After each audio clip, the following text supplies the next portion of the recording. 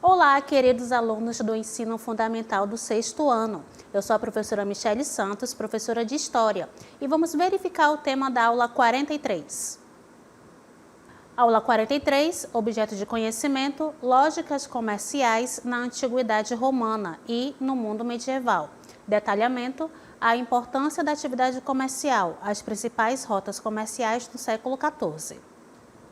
Vamos à nossa aula?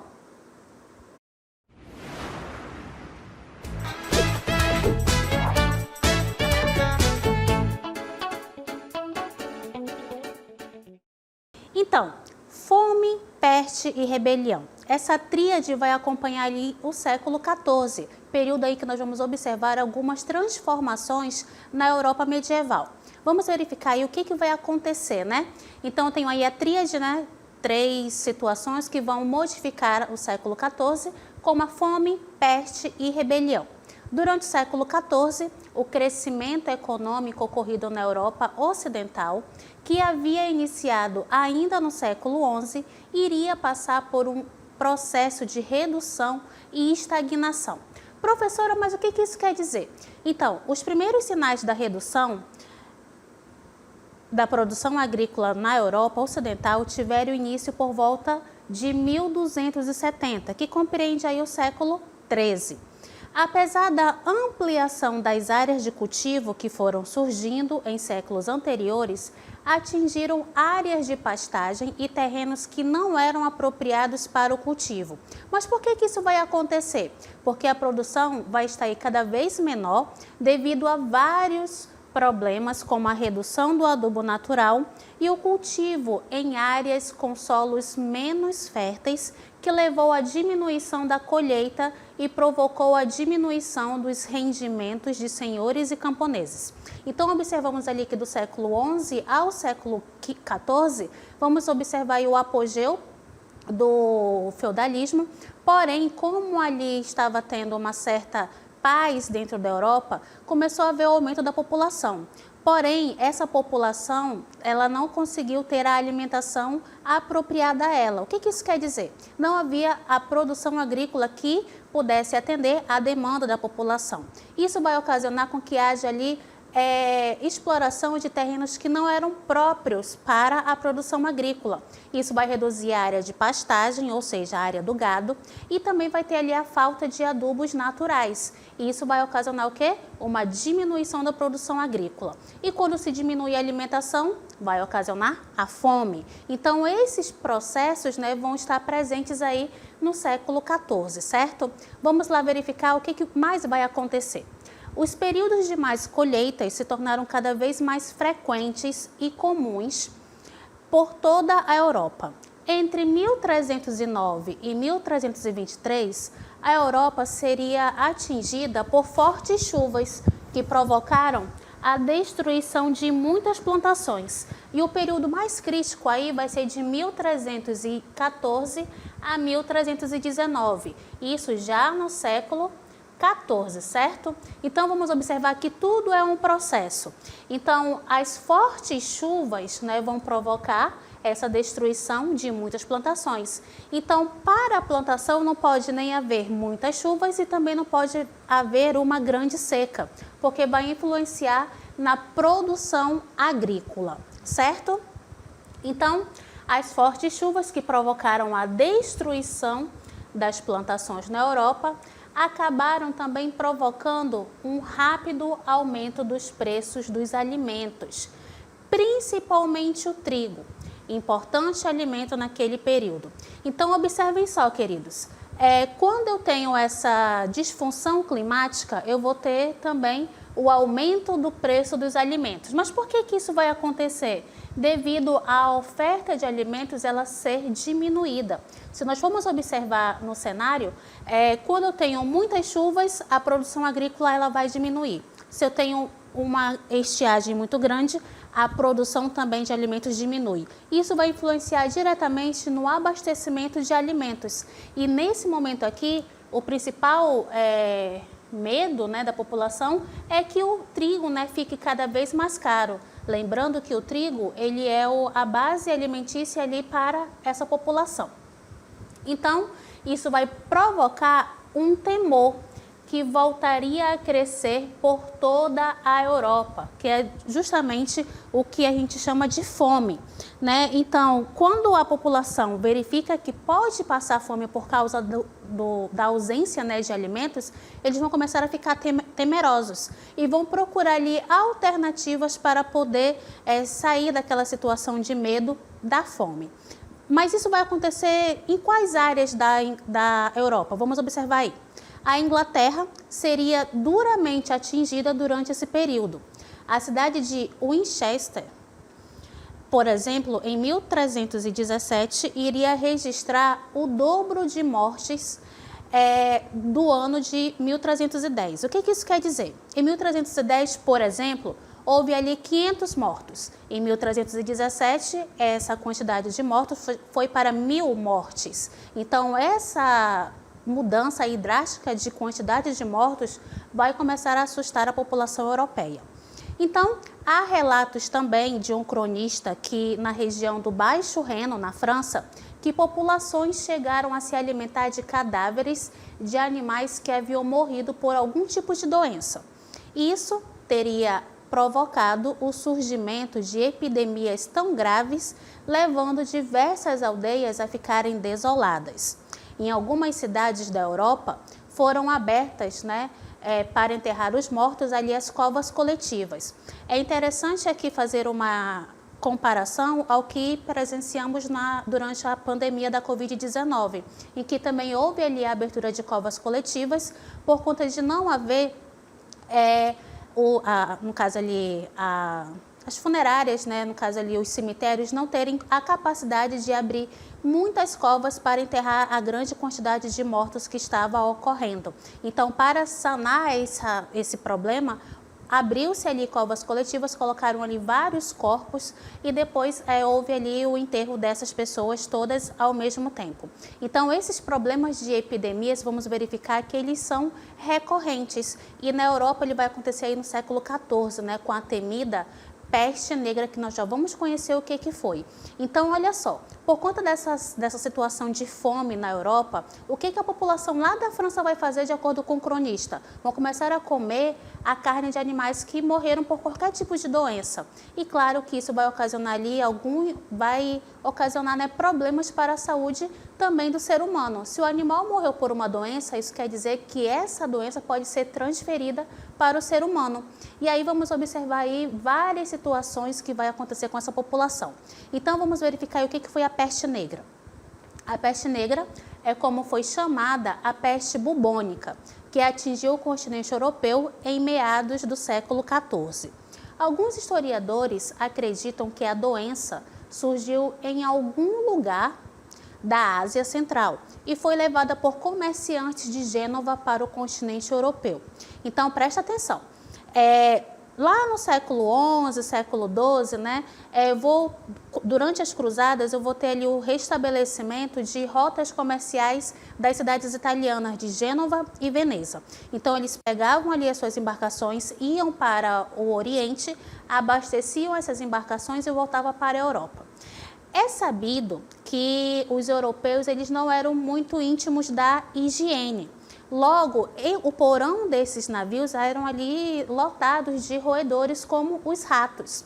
E o grande agente transmissor, né, dessa doença vai ser a pulga que estava no rato. E como os europeus não tinham ali o hábito da higiene, logo eles conviviam com esses roedores. E foram esses roedores que transmitiram inicialmente a doença pela Europa. Certo? Vamos lá continuando. A peste negra se difundiu pela Europa através dos portos do litoral mediterrâneo. Como foi falado, né? Gênova e Veneza, né? Que ficam ali na Península Itálica. Entrou pela Sicília, que é uma ilha que fica ao sul da Península Itálica, em 1347, século XIV. Em 1348 chegou a Marsella, no sul da França. E daí, né? Começou a se espalhar por toda a Europa através dos pequenos roedores. A doença era totalmente desconhecida. E aí começou a ter ali uma doença que eles não tinham acesso, que era justamente a peste negra. E o que era essa doença, professora? Bem, a peste negra ela tinha alguns sintomas, como, por exemplo, a febre alta, vômitos, erupções na pele, né, que poderia se tornar ali aquela mancha preta, por isso que peste negra. Também ocasionava inchaço, né, tanto nas axilas quanto na virilha, que são justamente os gânglios. Então, tudo isso eram sintomas da peste negra. Quais eram? Vômito, febre altíssima, no caso, erupções, né? O que seria erupções? Bolhas na pele, parecido com as bolhas de catapora, só que essas bolhas elas tinham uma cor escurecida dependendo da pessoa. Por isso que o nome da doença ficou conhecida ali como peste negra ou peste bubônica. Então, essa doença ela era totalmente desconhecida e isso levou à morte de milhares de pessoas. Algumas especulações começaram a surgir para justificar a doença que dizimava a Europa. Alguns culpavam os judeus de serem os responsáveis, outros diziam ser um castigo divino. Professora, os judeus, mas o que isso tem a ver com a peste negra? É o seguinte, queridos, como os judeus eles possuíam hábitos de higiene diferentes dos demais europeus, eles tinham ali o hábito de lavar as mãos e os pés, né, antes das refeições, de ter ali uma higiene adequada, não comiam qualquer tipo de alimento. Então, isso fez com que a quantidade de mortos entre os judeus fosse menor que dos demais europeus. Então, por conta disso, atribuiu-se, né, vamos dizer assim, o surgimento ali dessa doença aos judeus, mas isso não tem nada a ver com eles, tá? É só uma especulação. Então, não demorou muito para se descobrir que a doença também poderia ser transmitida por meio da respiração ou através do contato com roupas de infectados. Isso vai provocar um alto índice de contágio. A peste negra atuava de maneira fulminante e a pessoa que a contraía falecia em questão de dias. De acordo com estudos, entre 7 a 10 dias, uma pessoa infectada com peste negra poderia chegar a óbito. Então, observem só aqui na imagem, né? Eu tenho aqui um médico, né? Em que ele fazia ali a questão da observação dos doentes. Ele usava essa capa preta, né? Que era extremamente grossa, com a finalidade de proteger da contaminação dessa doença. E essa máscara com esse bico aqui, né, eles usavam aí justamente para poder não inalar o local lá onde eles estavam inseridos juntamente com os pacientes da peste negra. No bico dessa máscara haviam ervas aromáticas com a finalidade ali justamente de reduzir a inalação das condições, né, ali do ar em que estavam inseridos aqueles doentes. Depois de algum tempo verificou-se que não era somente através do contato direto, né, através de pegar no doente, mas também que poderia haver o contágio por vias respiratórias, através da tosse, através do espirro. Então, estando no mesmo ambiente que o doente infectado com a peste negra, isso também ocasionaria a contaminação, certo? Então, entre 1348 e 1350, a Europa iria vivenciar o maior surto da peste negra, mas ela também seria marcada por outros surtos menores ao longo do século XIV. A bactéria que causou a famosa peste negra no século XIV não foi extinta. A diferença é que hoje, com o avanço da medicina, é possível controlar a doença com auxílio de antibióticos. Inclusive, né, entre 2010 e 2015, houve o registro de 584 pessoas mortas vítimas da peste negra. Como hoje nós temos a utilização de antibióticos, a peste negra ela consegue ser erradicada. Em 2017, houve casos de peste negra aqui no Brasil. E também, né, vamos observar que os países em que ainda há presença da peste negra é Madagascar, Congo e Peru, né? São os países que ainda têm registros dessa doença, né, da peste negra. Lembrando que ela não foi erradicada, ela não desapareceu. Porém, há um controle maior desta doença. correto? Então, o surto da peste negra durante o século XIV contribuiu para uma redução populacional drástica na Europa. Estima-se que 1/3 da população do continente tenha morrido com essa doença. Para alguns historiadores, esse número pode ser muito maior, como o Legoff. Para ele, esse número pode ser algo bem próximo de 2/3 da população europeia, e números bem maiores em alguns locais, como na Inglaterra, que ele sugere que aproximadamente 70% da população teria morrido durante esse período. Então, observa só, a cada 10 pessoas, 7 morria com a peste negra. Então, isso gerou ali um ambiente de, vamos dizer assim, de medo horrível na Europa. E como é que foi erradicado, professor? Como é que eles conseguiram ali resolver esse problema da peste negra na Europa?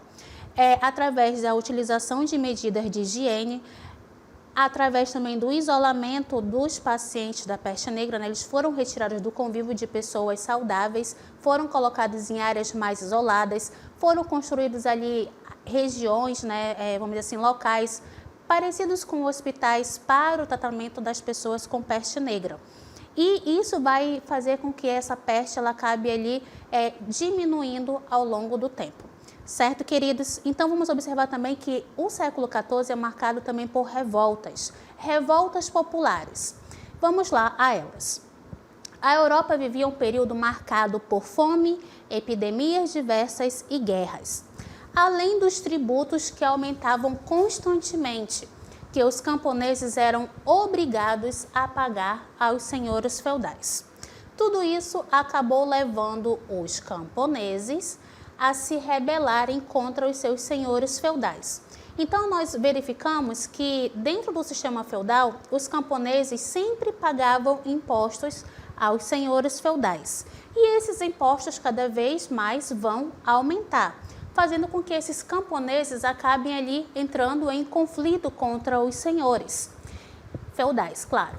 Na década de 1350, a França iria vivenciar um período de várias revoltas camponesas, que eram conhecidas como Jaqueries. Jaqueries quer dizer assim, terra do João Ninguém, né? Mais ou menos isso. Então, como eles não tinham nada, os camponeses não tinham nada, eles estavam ali atrás de melhores condições, né, de vida neste momento. E aí, como eu falei aqui, ó, Jaqueries deriva de uma expressão francesa semelhante a João Ninguém. Quem é o João Ninguém? É aquela pessoa que não vai interferir em nada, né? E os servos, neste momento aqui, eram justamente esse João Ninguém. Certo, queridos?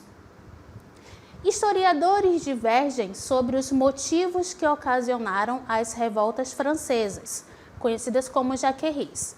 Alguns vão contestar os altos tributos, ou seja, os altos impostos. Outros vão defender que a motivação teria sido um grande período de fome que atingiu o norte da França. Vale salientar que este período também coincide com o que nós conhecemos como Guerra dos 100 Anos, a guerra entre França e Inglaterra, que estavam disputando ali o trono da França. Se eu tenho guerra, eu também vou ter o quê? A fome. E junto com a fome também tinha a peste. Então, todos esses motivos ali estavam pairando no pensamento dos europeus neste momento. Continuando, também há aqueles que atribuem essas revoltas a uma tentativa de levante contra o poder da nobreza, que é justamente o poder do rei. A nobreza reprimiu duramente essas revoltas, levando mais de 20 mil camponeses à morte. Claro, né? A nobreza vai se ver ameaçada, então o que eles vão fazer? Vão reprimir o movimento, vão fazer com que esse movimento, né, contra eles, ele acabe. E como é que eles vão fazer isso? Através da morte ali das pessoas que estão brigando contra a sua autoridade, que vai ser justamente esses camponeses. Em 1381, na Inglaterra, iria acontecer uma revolta dos trabalhadores do campo, provocada por um novo imposto. Professora, mas qual imposto seria esse? Seria justamente a fixação dos salários, que era um imposto que ainda não existia. Trabalhadores chegaram a tomar Canterbury, cidade no interior, e a constranger o rei em Londres, que se viu obrigado a aceitar as demandas do movimento, mas a rebelião acabou sendo massacrada. Ou seja, ele finge aceitar a demanda do movimento, porém, na primeira oportunidade, ele vai o quê? Massacrar os rebeldes, ou seja, matar os rebeldes para mostrar também para os demais súditos que não podem ir contra a autoridade do rei. Várias revoltas aconteceram em outras cidades da Europa, como no sul da França, na região de Auvergne e Languedoc, entre os anos de 1366 e 1384. Camponeses e trabalhadores urbanos se juntaram em bandos armados, conhecidos como tuchim. Lutavam principalmente contra a cobrança de impostos. Observem sempre que eles estão ali em busca de melhorar ali as condições em que eles estão sendo aplicados, certo? Que no caso aí vai ser a cobrança de impostos.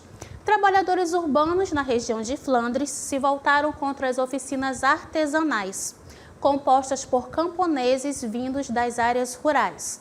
Alegavam que essas oficinas haviam colaborado com o aumento da oferta de produtos e a redução dos seus ganhos. Então, observamos aí várias revoltas, tanto na Inglaterra quanto na França, e elas vão surgir por conta que os camponeses estavam descontentes com a administração dos reis nesses locais. E aí, o medo da morte, né, como foi falado aí, vai pairar, né, nesse movimento aí, nessa situação. O medo, a destruição e morte presenciados no final da Idade Média foi representado à exaustão por muitos artistas da época. Na pintura, por exemplo, a morte era representada na figura de esqueletos humanos, de corpos em decomposição e, em especial ali as obras macabras. Observem aqui, ó, na nossa imagem, aqui ela está ampliada, né? Que eu tenho aqui as caveiras, né? E geralmente a morte ela é caracterizada por uma caveira com um manto e uma foice, que é uma espécie de teçado curvado, né? Se vocês observarem ali, aqui, ó, nos braços dessas duas caveiras que estão dançando, né? Dá para se ter uma noção abstrata do que seria uma foice. Então, essas representações de danças macabras representavam muito bem ali o medo da morte por qual a população europeia estava passando. A fome, as guerras, né, epidemias. Então, tudo isso vai fazer com que essa população acabe ali ficando cada vez mais preocupada com a morte. Certo, queridos? Dando continuidade ao nosso texto, vamos observar aí a centralização monárquica.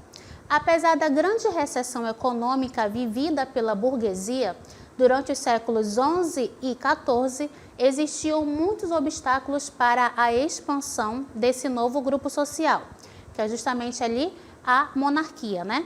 Para levar uma mercadoria de uma cidade para outra, os comerciantes, por exemplo, eram obrigados a passar por vários feudos, onde cada um tinha uma autoridade, um senhor feudal que cobrava diferentes taxas e tinham suas próprias leis. Professora, volta aí um pouquinho que eu não consegui entender isso direito. Cada feudo tinha uma organização. Então, essa organização, ela gerava ali em torno da própria economia. Então, o sistema de pesos e medidas, ele não era unificado. Então, esses comerciantes, eles precisavam pagar pedágios por onde eles passavam. Então, cada feudo cobrava um imposto diferenciado, podendo ser mais alto ou mais baixo.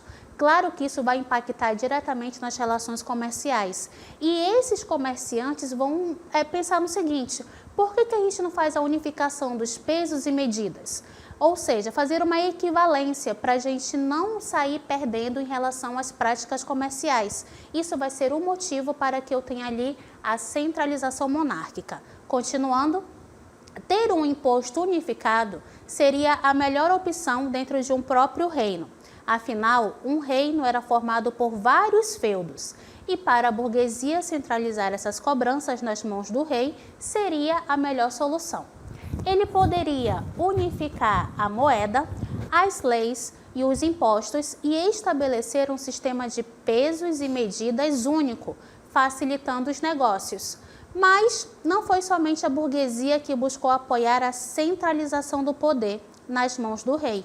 Alguns nobres que haviam perdido o poder durante as cruzadas e as fugas de servos para as cidades começaram a apoiar os reis em troca de benefícios e privilégios.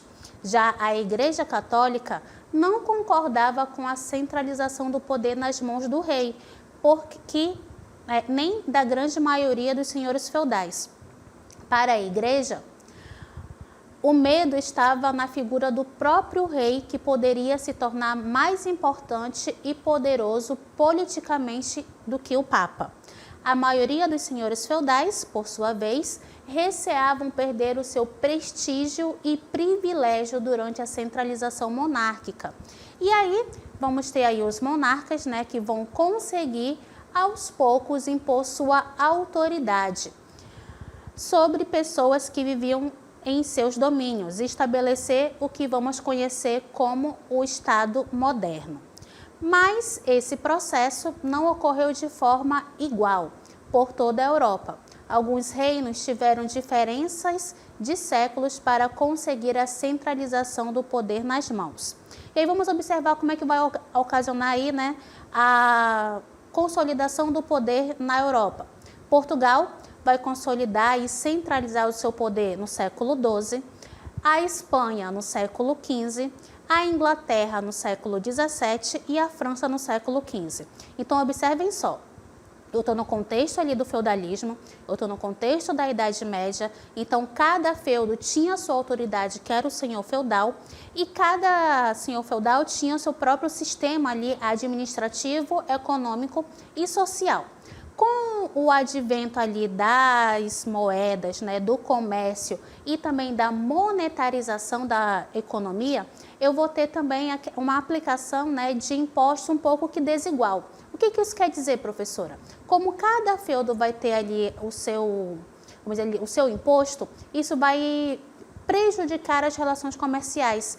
E quem estava ali envolvido nessas relações comerciais era uma nova classe social chamada de burguesia, que trabalhava com o comércio. Então, o que os burgueses vão fazer? Vamos apoiar o surgimento ali dos reis, né, dos monarcas, e a consolidação desse poder, a centralização desse poder, para que haja ali as mesmas leis, os mesmos pesos e medidas, para que o nosso comércio consiga se consolidar e que a gente não tenha tantas perdas pagando vários impostos. Só que a burguesia queria isso, mas a igreja ela não via essa centralização com bons olhos. Por quê? Porque para a igreja, o que eles pensavam? Se tiver ali a figura de um rei, esse rei ter aquele poder centralizado, vai descaracterizar a figura de Deus, em que o rei vai ser mais adorado que Deus. Então, a gente não aceita essa centralização. Assim também como outros senhores feudais também que não vão aceitar essa centralização, porque eles sabiam que eles iam perder poder de mando. Certo? Então essa foi a nossa aula, espero que vocês tenham compreendido esse processo aí que ocorreu durante o século XIV, em que eu tenho ali a tríade da fome, de epidemias, né? E também de revoltas. Esta foi a nossa aula e até a próxima.